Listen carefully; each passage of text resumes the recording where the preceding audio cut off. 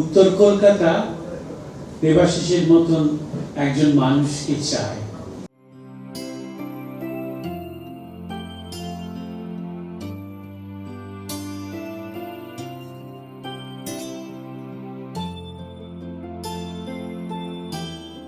ত্রিধারা সম্মিলনী গত 11 বছরের মতন এই বছরের দুর্গাপুজো উপলক্ষে তাদের শারদ সংকলন ত্রিধারা প্রকাশ করেছে।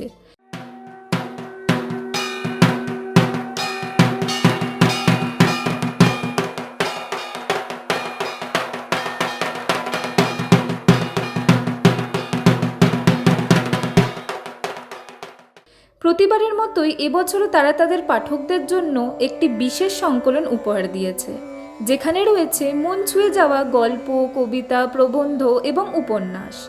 সংকলনটিতে অংশ নিয়েছেন বিভিন্ন খ্যাতনামা লেখক এবং লেখিকারা, যারা তাদের লেখার মাধ্যমে পুজোর আনন্দকে তুলে ধরেছেন। শিশুদের জন্য বিশেষ কিছু লেখা রয়েছে, যা তাদের পুজোর উৎসবকে আরও মজাদার করে তুলবে। ত্রিধারা সংকলনের বাইরের পাতা এবং সাজসজ্জা একেবারে পুজোর পরিবেশ তৈরি করে, যা পড়ার সময় মনে এক অন্যরকম আনন্দ নিয়ে আসে।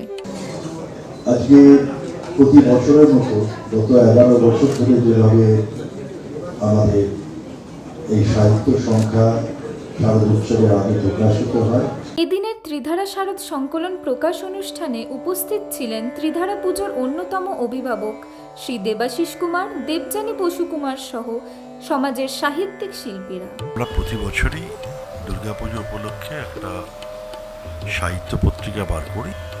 এটা প্রতি বছরে হয়, এবারও হচ্ছে। এবং এখানে কলকাতা শহরের বাংলার কথা বলা যায়, যারা প্রথিতযশা সাহিত্যিক, কবি, উপন্যাসিক, তারা সকলেই এখানে লেখা দেয়। এবং কলকাতার একমাত্র বারোয়ারি পুজো যারা এই সাহিত্য সংখ্যাটা প্রকাশ করেন, উৎসব সংখ্যাটা প্রকাশ করেন। এই ত্রিধারার যে শারদীয় সংখ্যা, এটাও একটা অভিনব, যে এই শারদ উৎসব যখন বর্ষার পর পেঁজা তুলোর মতন শরৎ আকাশে মেঘ ভেসে যায়, সেই রকম সময় মানুষের সমস্ত যে সৃষ্টিশীল মন প্রকাশ হয়, গান, লেখা, কবিতা, ছবি সবেতে ভরে ওঠে এবং মানুষ যেন অদ্ভুতভাবে উজ্জীবিত হয়ে ওঠেন। ত্রিধারা শারদ সংকলনের মধ্যে মহিলা ব্রিগেড অত্যন্ত স্ট্রং, তার মধ্যে লিডিং করেন লেখিকা এবং দেবাশিস কুমারের পত্নী হিসাবে কিভাবে দেখছেন? না, আসলে এইটা না, মানে ত্রিধারার এই পত্রিকাটা মহিলা বা পুরুষ বলে নয়, এটা আমাদের খুব একটা গর্বের জায়গা। কারণ আর তো কেউ খুব কম, আমি জানি না, খুব ছোটোখাটো কেউ করলে, আমরা এটা প্রায় 11 বছর করেছি, এখন অবধি কিন্তু কেউ শুরু করতে পারেনি। এবং আমরা যত দিন যাচ্ছে পত্রিকাটাকে আরও ভালো করার চেষ্টা করছি।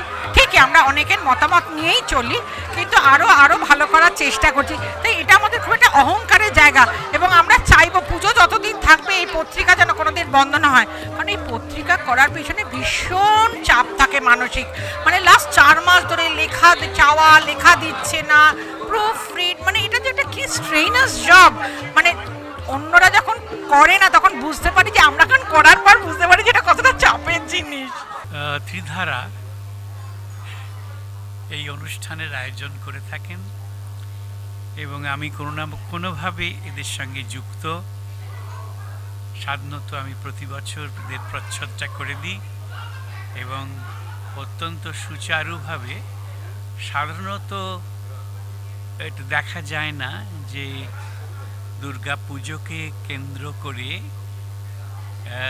কেউ এত সুন্দর একটা সংকলন বার করেন। এইটা ত্রিধারার একটা বিশেষ বৈশিষ্ট্য।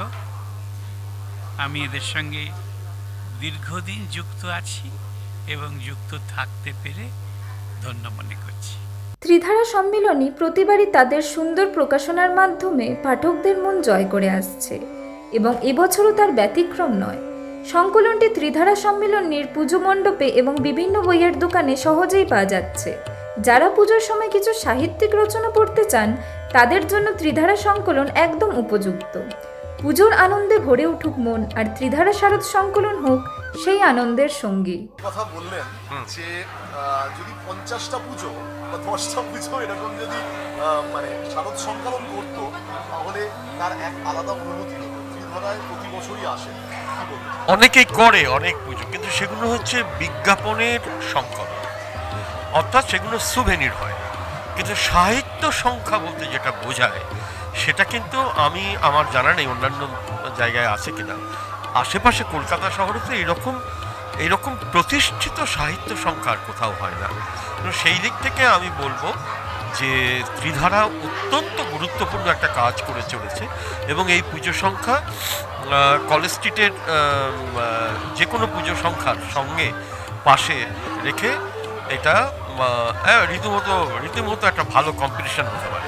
মনে হয় যে প্রধান কারণ হচ্ছে যে ত্রিধারা শুধুমাত্র পুজো নয়, ত্রিধারার সঙ্গে যারা যুক্ত তারা প্রত্যেকে সাহিত্য মনস্ক। বিশেষত দেবাশিসের স্ত্রী আমাদের অত্যন্ত নিজের মানুষ দেবযানী, যে চমৎকার লেখেন, এবং তার সঙ্গে আরও যারা রয়েছেন প্রত্যেকেই লেখক শুধু নয়, লিখতে ভালোবাসেন, এবং কবি লেখকদের নিয়ে একটা অদ্ভুত সুন্দর টিম ওরা করেছেন। এটা একটা ইউনিক উদ্যোগ, এবং দেবাশিস কুমারের যদি সংস্কৃতির প্রতি যদি কোনো রকম সমবেদনা না থাকতো তাহলে এটা সম্ভব ছিল না। শুধুমাত্র তো পুজো নয়, পুজো তো একটা আমাদের সংস্কৃতির মধ্যে পড়ে। ক্যামেরা সত্যজিৎ সাহার সাথে দেবলীনা গাঙ্গুলি, রিপোর্ট বাংলার পালস টিভি, কলকাতা।